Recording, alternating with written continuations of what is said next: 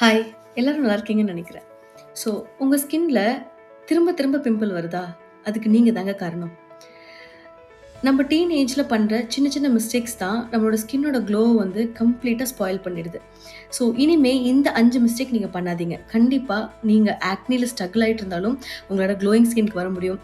ஒருவேளை நீங்க டீனேஜ் கேர்ள்ஸா இருந்தா, இத பண்ணாம இருந்தா, உங்களோட ஸ்கின்னோட க்ளோ இன்னும் டபுள் ஆகும். மிஸ்டேக் நம்பர் 1 ஃபேஸ அதிகமான டைம் வாஷ் பண்றது.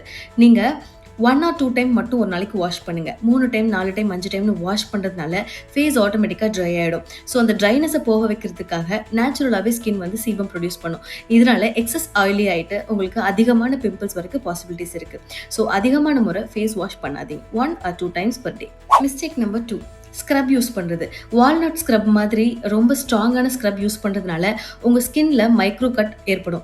இந்த மைக்ரோ கட் ஏற்படுறதுனால ஆக்னி காசிங் பாக்டீரியா வந்துட்டு ஸ்ப்ரெட் ஆயிட்டு உங்களுக்கு அதிகமான ஆக்னிஸ் வரதுக்கும், அந்த ஆக்னியோட ஸ்கார் வந்து ரொம்ப டார்க்கர் ஆகறதுக்கும் காரணமா இருக்கும். ஸோ ஸ்க்ரப் யூஸ் பண்றத ஃப்ரீக்வெண்டா ஸ்க்ரப் யூஸ் பண்றத அவாய்ட் பண்ணுங்க. மிஸ்டேக் நம்பர் 3 அதிகமான ப்ராடக்ட்ஸ் யூஸ் பண்றது. எக்ஸசிவ் ப்ராடக்ட் யூஸ் பண்ணி நீங்க லேயரிங் பண்றதுனால உங்க ஸ்கின் வந்து இரிட்டேட் ஆகும். Right? Toner, scrub, mask, serum, moisturizer அந்த மாதிரி மல்டிபிள் ப்ராடக்ட்ஸை யூஸ் பண்ணும்போது கண்டிப்பாக டேமேஜஸ் வரும். இதனால ஆக்னி வந்து அதிகமாக இருக்க சான்சஸ் இருக்கு. உங்கள் ரொட்டீனை சிம்பிள் ஆக்குங்க. எவ்ரிடே யூஸ்க்கு வந்துட்டு நீங்கள் உங்களோட ஃபேஸ் கிளென்ஸ் பண்ணிவிட்டு சீரம் போட்டு மாய்ஸ்சரைசர் போட்டு சன்ஸ்க்ரீன் போடுங்க. இது போதும். நைட்டும் அதே மாதிரி ஒரு சீரம், ஒரு மாய்ஸ்சரைசர் அவ்வளோ போதும். நீங்கள் 15 டேஸ் ஒன்ஸ் மாஸ்க் போடுங்க. இல்லை 15 டேஸ் ஒன்ஸ் எக்ஸ்ஃபோலியேட்டிங் பண்ணுங்க. ஸோ இந்த மாதிரி உங்கள் ரொட்டீன் வந்து ரொம்ப சிம்பிள் ஆக்கணும். எவ்ரிடே எல்லாமே பண்ணும்போது ஸ்கின் கண்டிப்பாக இரிட்டேஷன்ஸ் வரக்கு பாசிபிலிட்டிஸ் இருக்குது. Mistake number 4 very important mistake. எல்லாருமே பண்ணுற ஒரு மிஸ்டேக். உங்களோட பிம்பிளை டச் பண்ணுறதோ ஸ்குவீஸ் பண்ணுறதோ கூடவே கூடாது. இதனால ஆக்னி காசிங் பாக்டீரியா ஸ்ப்ரெட் ஆகி உங்கள் ஆக்னி ரொம்ப சிவியர் ஆகிடும். அந்த டார்க் ஸ்பாட்ஸ் போகிறதுக்கு மந்த்ஸே ஆனாலும் போகாது. It takes so much of your time. So உங்களோட ஆக்னியை டச் பண்ணவே பண்ணாதீங்க. 5th மிஸ்டேக் சன்ஸ்க்ரீனை ஸ்கிப் பண்ணுறது. நான் என்னோட எல்லா வீடியோலையுமே எல்லாருக்குமே சொல்கிற விஷயம், சன்ஸ்க்ரீனை ஸ்கிப் பண்ணாதீங்க. நீங்கள் வெளியில் போனாலும் வீட்டில் இருந்தாலும் இந்த டார்க்கான லைட் கூட உங்களை அஃபெக்ட் பண்ணாமல் இருக்கணும் அப்படின்னா நீங்கள் கண்டிப்பாக சன்ஸ்க்ரீன் போட்டுருக்கணும்.